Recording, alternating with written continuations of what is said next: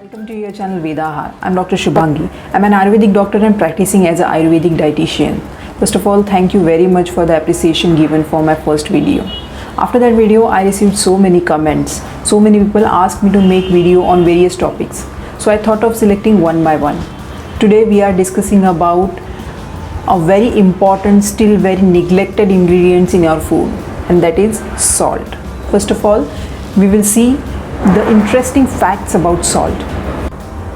Humans are consuming salt more than 6,000 years ago. We can say that because the oldest salt mine known to us is of 6,000 years ago.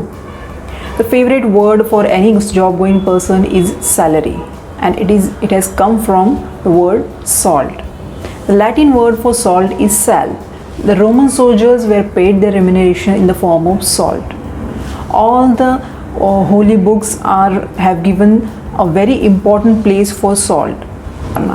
All the Hindi movies are filled with the dialogues like Sardar maine aapka namak khaya hai. And how can we forget the famous salt march of Gandhi ji? So let us start the salt march of Vedahar now.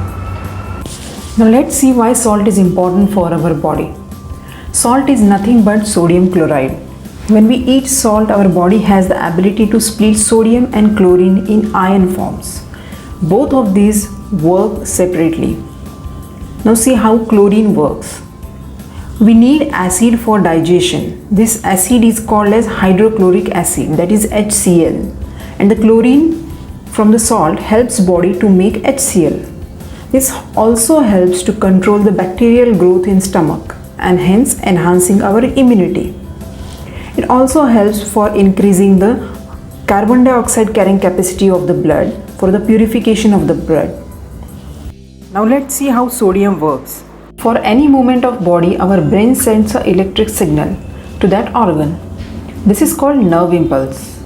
Sodium ion helps to conduct this signal. Touch, smell are the processes where sodium ion is required. Muscle function is one of the most important functions helped by sodium ion. And yes, the heart muscle also. For proper function of kidney, sodium is required.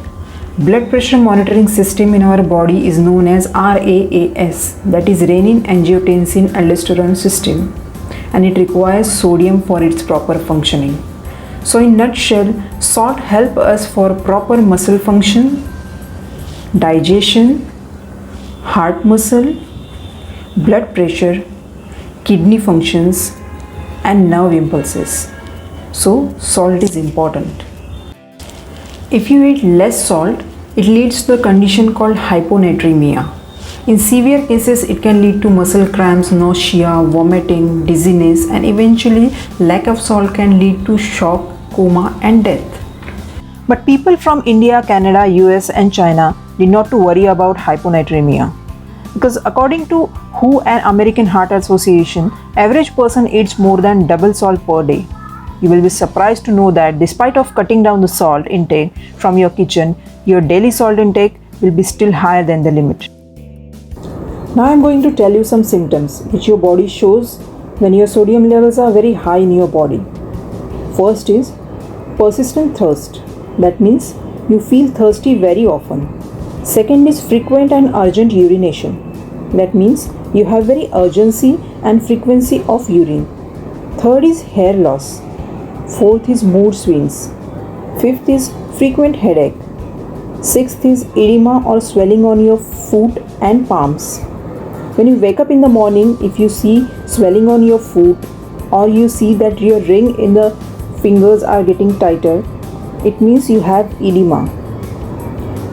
Sixth is muscle cramp. Excessive sodium levels also hamper your immune system, as high sodium level affects the production of cell fighting for your immunity and you are more prone to your autoimmune diseases. If you have any of these symptoms, you should be very alarming and you should check your sodium intake very carefully, because if you will ignore today, tomorrow it may lead to high blood pressure, memory loss, kidney failure and many more serious symptoms. Now let's see what is the ideal recommended amount of salt given by WHO. This is the chart given by WHO. Any healthy person should eat 6 grams of salt per day. That means a little more than 1 teaspoon. 1 teaspoon is equal to 5 grams and 1 tablespoon is equal to 15 grams. That means 3 teaspoons. Be sure you are using a teaspoon or a tablespoon. Again, see the chart. Take a pause. If you want, take a pen and paper and write it down. Calculate your family's salt intake required. When we are calculating the sodium consumption per day, that doesn't mean we are calculating the salt you are adding in the dishes you are preparing at home. Sodium we are consuming from some other sources also. All kind of ready-to-eat foods, snacks, chips, mayonnaise, cheese, pasta, hotel curries, Chinese food, they are very high in sodium. And they are not using the salt which we are using at home. They are using a substance called Ajinomoto or MSG, which is very toxic for your brain. This MSG is added to food items as a substitute of sodium. It not only enhances the taste of the food, but also excites your brain. MSG is called as an excitotoxin. It hampers your brain cells and it has many more side effects on your body. You will be surprised to know it is added in low-fat milk and even baby food also. No wonder why we are getting more hyperactive kids and raised cases of anxiety and depression these days. Now the question arises how we can avoid this harmful substance or high sodium intake. First of all, avoid eating outside food as much as you can. Try to eat only freshly prepared homemade food. Secondly, if you are buying some packet or processed food, check the labels. These are the names and codes used for MSG. These different names are used to hide the real name. Just take the screenshot and keep it handy with you. Share with your friends so that they will also be benefited. Now, after knowing all these pros and cons, where Ayurveda stands here, what Ayurveda has to say about salt. Ayurveda mainly describes 5 types of salts: Audbij, Samudrik, Bid, Saurvachal and Sendha. First type is Audbij, that is refined salt. It is mined from underground mines. It is chemically processed and is known as common salt. Second is Samudra Lavan, that is sea salt. As the name suggests, it is obtained from sea. It generally have the microplastic which is most hazardous due to pollution in sea. Third is Saurvachal, that is black salt. This black salt is with smell. Currently it is made chemically. Fourth is Bid Lavan, it is ammonium chloride. It is not so common and hard to find. Fifth is Sendha, that is rock salt, also called as Himalayan pink salt. One more category of salt is there, that is iodized refined salt, which is very commonly used nowadays. Iodine is mainly helpful for brain development in kids. Goiter and thyroid related problems can be avoided with iodized salt. Iodized salt was first sold in Michigan in May 1924, and they found that adding iodine in the salt is helpful. There is decrease in goiter about 30%. To set all your iodine from salt, you need only half a teaspoon of iodized salt a day. That is 2/3 of the daily allotment of recommended by American Heart Association. There is one more catch in it.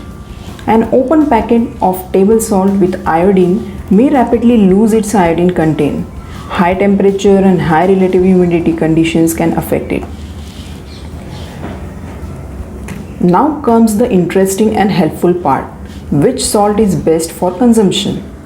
As per Ayurveda, Sendha is said to be the best among all, as it contains almost 84 minerals including iodine also, though it is in very small amount. It is good for your eyes, fertility, skin, hairs. It enhances the taste of the food. There are some small tips how you can use Sendha in various forms. First, you can use it as a scrub by just adding it in your regular face pack. It acts like an anti-aging and exfoliates your skin. If you have indigestion, take a tablespoon of ginger juice, add a pinch of rock salt in it, Take 20 minutes before your dinner or lunch and see the results. It enhances your digestive power. If you have edema on your feet, that means inflammation, take a bucket of warm water, put some rock salt in it, soak your legs in it and see the results. Your edema will reduce. Many people use salt lamp using rock salt. It is said to create positive vibration in the air. Fill the thermos bottle with the salt water overnight. Remove the water in the morning. This will help to deodorize the bottle. Before shampoo, give a gentle massage to your scalp with salt. This will help to reduce the dandruff. If you have mosquito bite or bee sting, keep that part in warm salt water. The swelling and the irritation will reduce. Throat infection, you can gargle with warm salt water. It will help to reduce the infection. If you have severe cough and cold, you can take warm salt, bundle it with the cotton cloth and apply it on the chest. It will help to reduce the cough. After watching this video, I am very sure that you will be very careful about your sodium intake. So as a conclusion, I would say switch to Sendhav salt. It is less in sodium content as compared to other salts and have many other benefits also. For your iodine needs, you can have wholesome food. Many food items are rich in iodine and also Sendhav have some amount of iodine in it. Only those persons who already have hypothyroidism, goiter or women who are breastfeeding or pregnant, their iodine needs are increased. Only these people have to include iodized salt in their diet. Other people can have Sendhav as a salt in their daily diet. Watching this video, please subscribe, like and share. If you have any query, please write in the comment box. Thank you very much.